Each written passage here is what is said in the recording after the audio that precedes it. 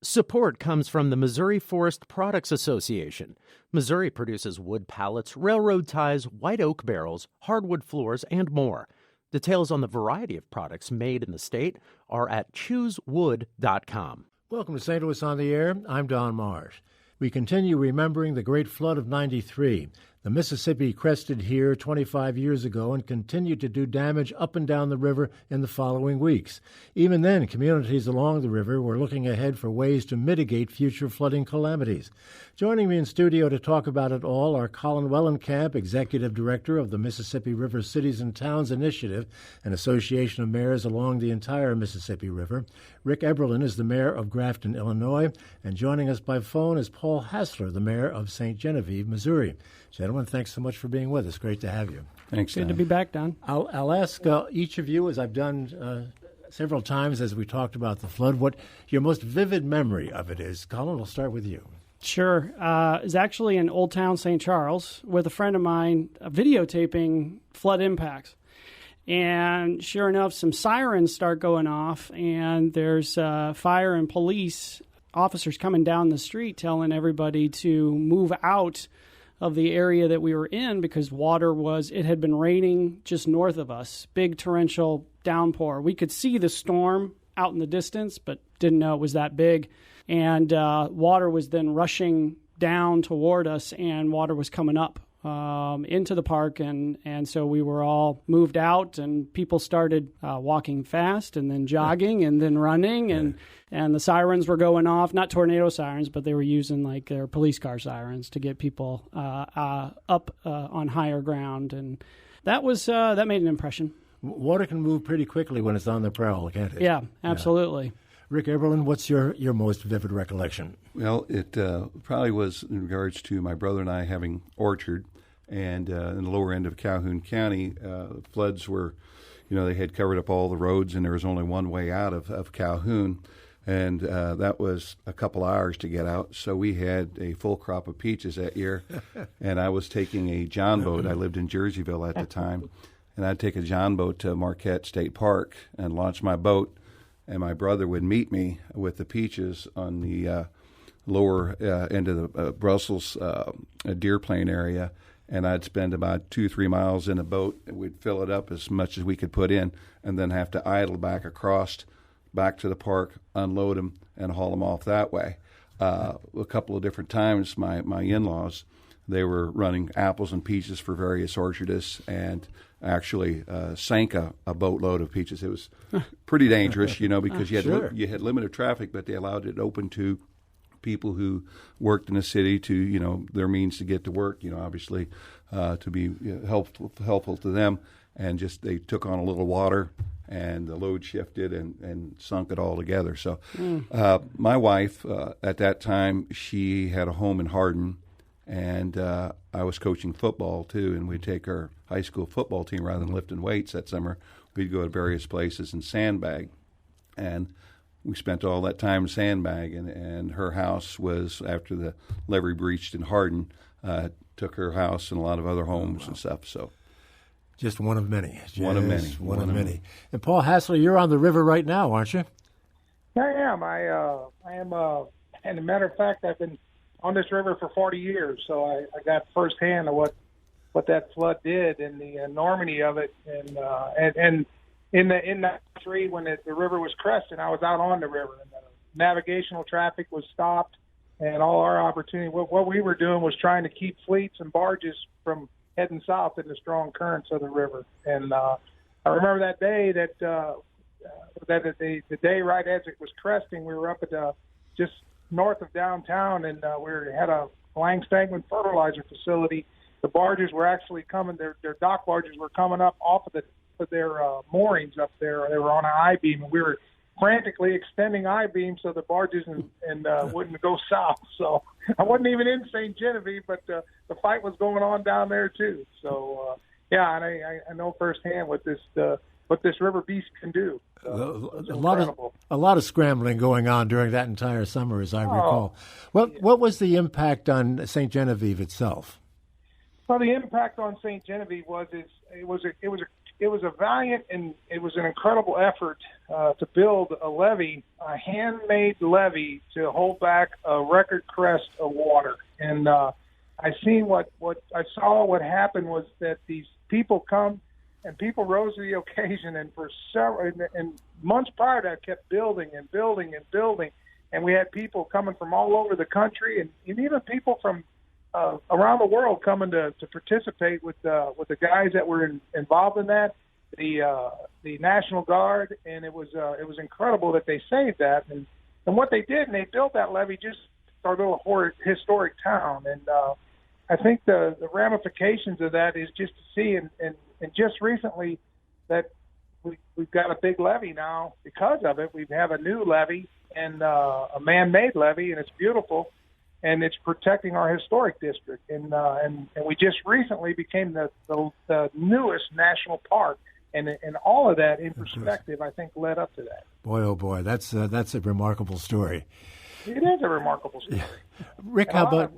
I'm sorry, Rick. How about Grafton? I mean, Grafton was much in the news, obviously. Yeah, very much so. Grafton. It took a couple years after the flood to. Like you said, it looked like a bomb went off. There had already been a lot of dilapidated buildings, from the flood of 73, did a lot of damage. And there was previous floods before 93. But after the floodwaters receded, it was just unbelievable. And, one thing sticks out was Vice President Gore, Jim Edgar, Carol Moseley Brown. They came through and, what to do. What are you going to do, And they decided to basically relocate much of old Grafton, and they developed Grafton Hills subdivision. And we've got a beautiful, beautiful subdivision. But the problem was so many people could not, afford to make the move from because they were older homes and stuff like that. So then FEMA came in and bought out in the mid to late 90s. They bought out a tremendous amount of property, and that's helped at the time, but now it's coming back to hurt us because they made a commitment to go the tourist route, and we are a big tourist town now. We don't have that flood wall that St. Genevieve has, so this has been an exceptional year for us in that we haven't had to deal with any kind of major flooding, but it's usually every year, sometimes twice a year that we have to do a cleanup. So we're still slow. We've got 40 lots available. Trying to do different things to promote, families to move into our community, but it's changed a great deal. You almost became another Valmar. Yes, almost. Colin, in many ways, I guess the flood of '93 is still with us in the sense that it's always in the back of our minds. I'm sure it's in the back of Rick's, given the fact that he's not well protected. Give us some sense of that, of how people up and down, towns and communities up and down the river are dealing still with the flood of '93. It was, little did we know at the time, it was a door number one through a series of doors that we would go through as time went on. And each time the disasters that the region was encountering, the time between them was condensing. After, the really big one was the hurricanes that came upriver, and of course the huge one everybody remembers, the nation remembers, is Katrina in 2005, $160 billion event. And then Hurricane Isaac a few years after that, and then you had the 1993 was a big flood event for the middle reaches of the Mississippi River in our region here. But 2011 was like Cape Girardeau, Caruthersville, New Madrid's 1993. That was their 93 flood.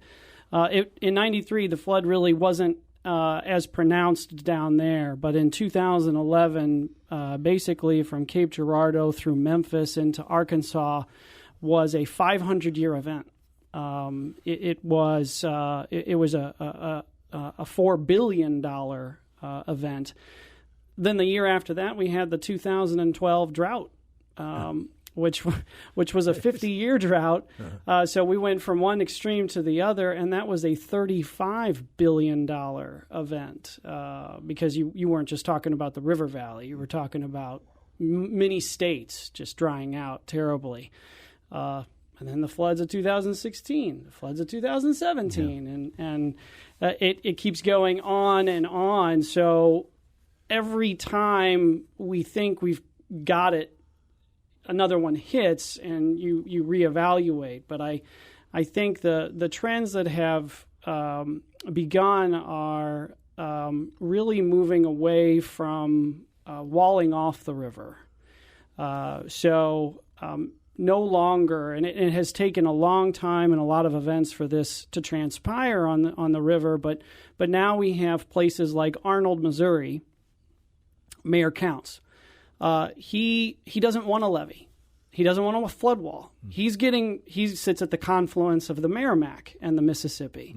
And he has told me, he's a member of our Association of Mayors on the Mississippi River, and he has said, Colin, I've never seen it like this where I've had to deal with these floods every single year.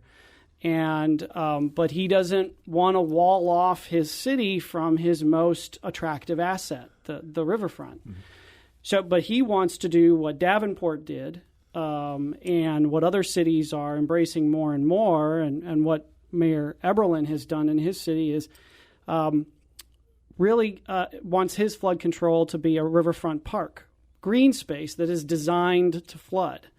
And Davenport's actually won international awards for this because they were one of the earlier adopters of this method of flood control. Design parts of your city, and not every city can do this. Some cities are just not, your geography is just not appropriate to make this work. But where you can do it, if you can cordon off strategic areas of your city to create very critical flood slack, and you have more of a natural solution than a gray infrastructure solution, then it's a lot cheaper. You have a lot less maintenance costs, and you get these ancillary benefits like, well, you get a park, and everybody wants to be by the park. Businesses want to be by the park. People want to recreate in the park. That brings in money. There's other fantastic examples of this across the country, like Louisville's Riverfront Park, which brought in $500 million in just its first few years of existence and brought in the Bourbon Tour, and everything else came shortly behind it. So it's, these new solutions have a lot of ancillary benefits, and that's why you've got a little bit of a mix here. So you've got Mayor Eberlin, who wanted to keep full access to his river, and now he's reaping the benefits as well as absorbing the risk of that.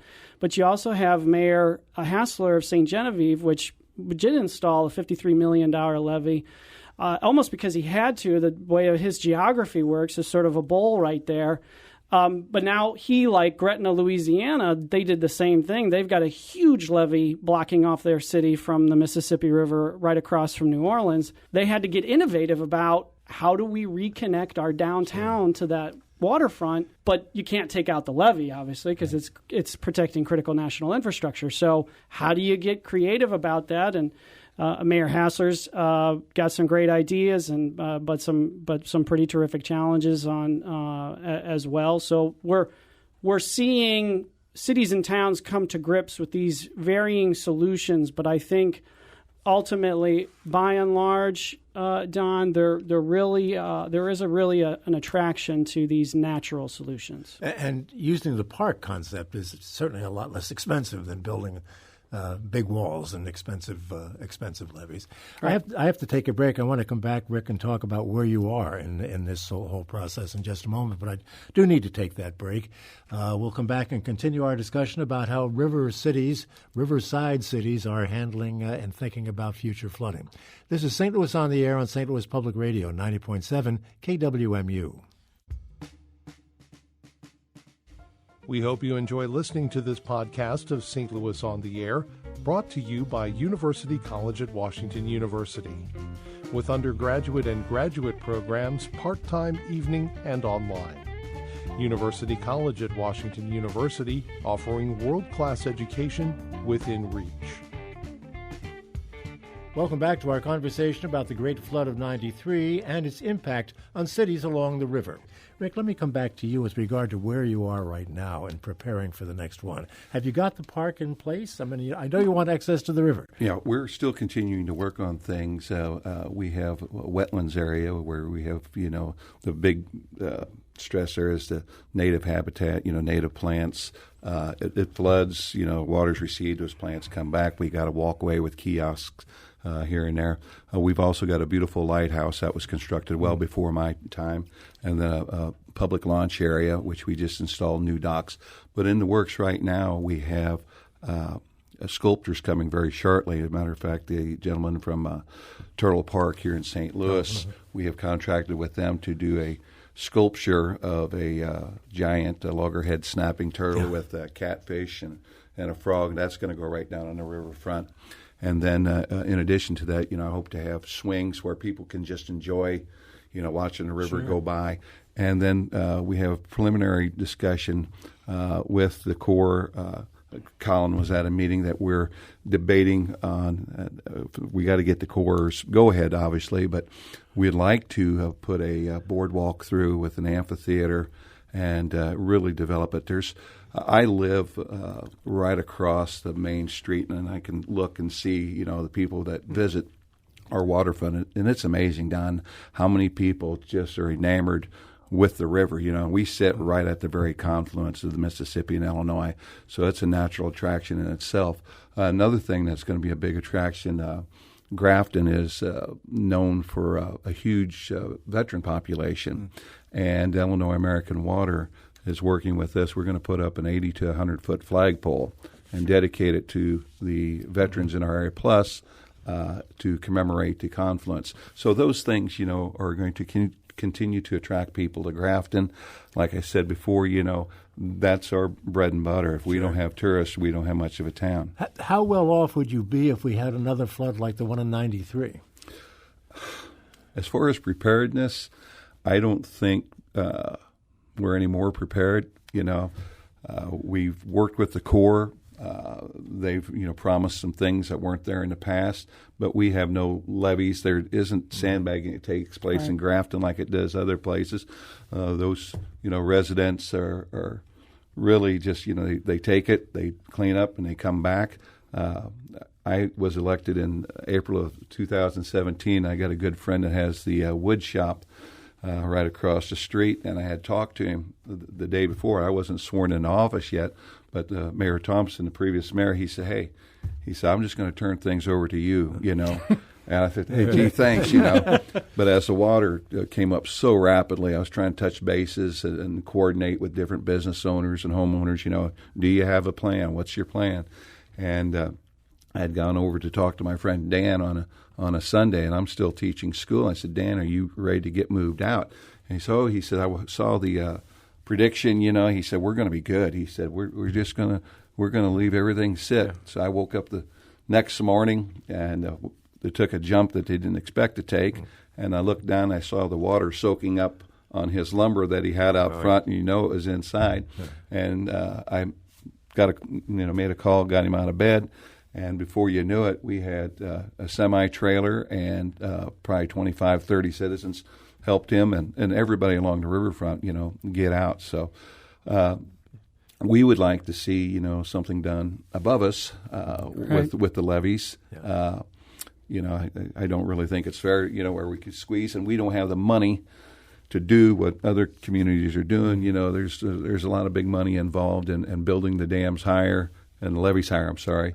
And, that all comes down to where we're at, and it's got to have a place to go. So, like I said, it's not just a once in every 5 year or 10 year. It's most every year, and we've been fortunate this year that it was just a minor pain for us, nothing big. People upriver would have to let the river come in order to help you and help Mayor Hassler, too, I'm sure, and anybody downriver. It's just there's no place for the water to go, and it just gets squeezed higher and higher. Right, and that the Ste Levee District, they had built upon that, and they were supposed to have taken it back down, to the normal, and they haven't, and they continue to, to build on it, and so they're protecting the thousands and thousands of acres of farmland, And, unfortunately for Grafton, we suffer the wrath of that. Paul Hassler, how do you feel about us above you here? I mean, we've got so much concrete and asphalt in metropolitan areas like this that when we get a lot of rain, it goes into the storm sewers and into the river and down your way. You must get a little tired of that. Well, no, because, I'm doing the same thing in St. Genevieve. We've got a levee that'll hold back a 52-foot river. So it's just a domino effect. I'm more concerned with the Merrimack. The last couple, in 2015 and 2016, we had enormous flows up the Merrimack River, which is south of St. Louis, that have been really picking up. And matter of fact, in 2015, that flow with the Mississippi put our river. We had almost a 47-foot crest in St. Genevieve, and as a matter of fact, they thought it would go to 50 foot. So our levee, we got a really good levee, and it's beautiful, and I'm very comfortable with it. But I know levees are made by man, and I know what this river can do. No levee is fail-proof. I don't care where you're at. And in 2015, south of us, there again, as the other mayor said, that we have a levee, another levee district that's protecting the big bottoms in the farm field. Well, that levee gave way right below St. Genevieve and flooded that field. But doing that, it eats a little bit of pressure on our levee. So it's tough. And bigger concern I have with our levee is that we've got a great levee, but like Colin said, it's disconnected the city of St. Genevieve from the river. Now, I love having the levee because of what it's protecting, but somehow, some way, we're going to have to reconnect to the river. And there's ways we can do it. We're working with the levee board to make the top of our levee. It's a 3.5-mile levee. To make that suitable, make a walking path on that, or sort of like the Katy Trail, and just to level it off and do things, and then reconnecting on the other side. And those wetlands are just beautiful, and to put some trails down through there. We know they're going to flood, and but we got to do it in such a way where it's natural that we don't spend a lot of money, because that's what the problem is. It's what it costs to do and maintain this stuff. So, but we do have to do it better. We got to reconnect to the river, and the river is mesmerizing. I love it. You can tell that I've been working on it for 40 years. And people, when they come to St. Genevieve, well, where can I see the river? And I have to direct them out, and it's tough for us because we not only have a levee, but we have a mainline railroad, the Union Pacific and the Northern, go straight through town, and it's dangerous getting across tracks too. So there's some challenges, but I think as we go forward, we're finding different ways that we can do it and be very cost efficient too, because I don't want to waste any taxpayer money and things that we can do ourselves to maintain it. For this kind of protection, what kind of help do you get from the federal government or perhaps even the state government? FEMA is a big player in it. We have our levee board. Our citizens also pay a levee tax to maintain our levee, and when we have catastrophic floods and damage, FEMA steps in and helps us to do work. So there is things that go wrong, and when St. Genevieve is a bowl, like Colin said, we have two creeks, the North Cabori and the South Cabori, come in. Well, they come in behind the levee, so when that water's up on the other side, you have to pump water from one side to the other, and it's very expensive. These pumps are it's amazing what it costs every day just to pump water when you're pumping, trying to keep the town from flooding within itself. So. Rick, what kind of help do you get from the feds? Very little. FEMA did, come in, and like I said earlier, they bought out a lot of properties and a lot of families located, but we'd like to see. We've got a lot of attractive property in Grafton that is forever green space, but yet entrepreneurs drive through and they see how Grafton has reinvented itself, and they're interested in purchasing this property. And I've tried to talk with the FEMA Deputy Director Marstead in D.C. when Colin were out there in March to maybe have the opportunity to buy back that property, and then, with the condition that anything built on that would be above the 500-year flood. They have new standards in that regards. One thing I wanted to say, Don, that a big help is the farmers. They're doing a lot better job with the no-till. You definitely. you virtually do not see a plow anywhere anymore. Yep. And more farmers are going to cover crops to hold the soil. That's right. The Corps they can't keep up with the dredging that's needed to be done. Yep. And so, the channel, I don't think, is maintained the way it was, several years ago, and we get a lot more silt. But here, especially in the last 5 to 10 years, farmers have really stepped it up, quite a bit, and they've got more and more land and set-aside programs that really shouldn't be farmed.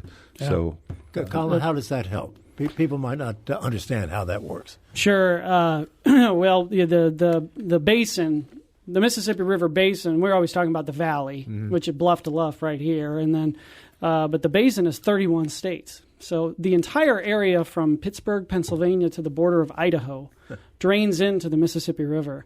That's that immense, vast expanse of agricultural area, which is the largest economy in the basin in terms of rivers, is going into our channel here, makes its way past the arch.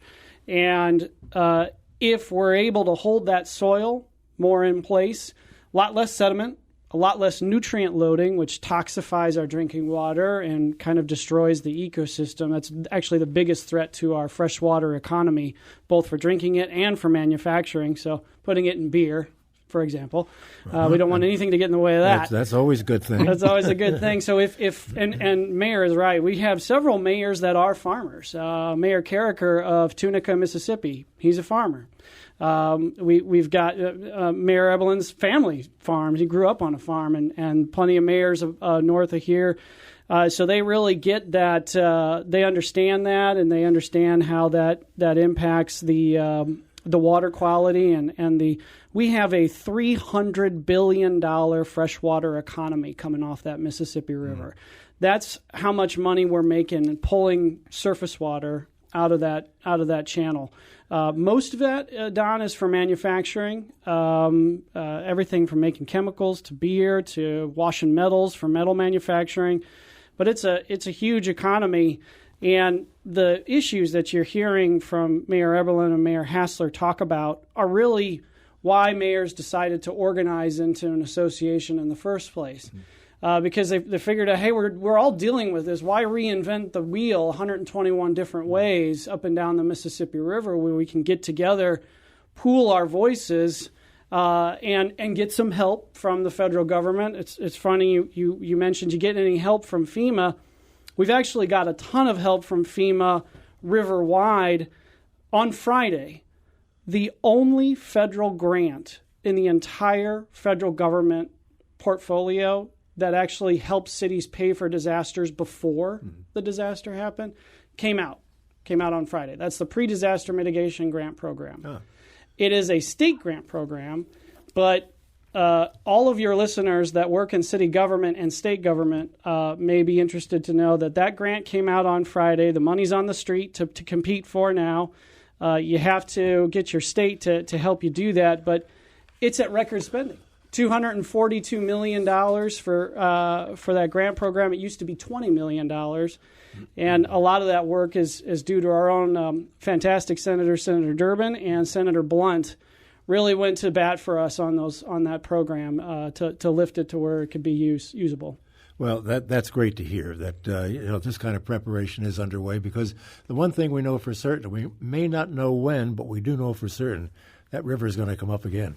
Without a doubt. And everybody in its way is going to feel it one way or another. Yep. We ought to leave it there, gentlemen. I want to thank you so much for being with us. Colin Wellenkamp is Executive Director of the Mississippi River Cities and Towns Initiative.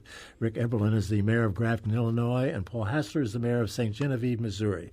Thank you again so much, gentlemen. Good luck to you. Let's keep that water down as long as we can. Thanks, Don. Thank you, Don. Thank you very much. All right. Thanks, Don. This is St. Louis on the Air on St. Louis Public Radio, 90.7 KWMU.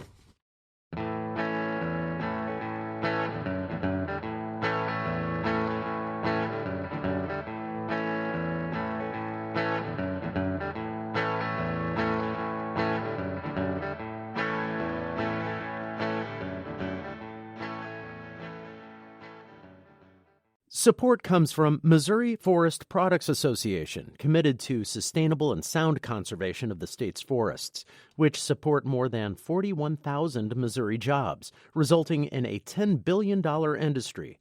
ChooseWood.com.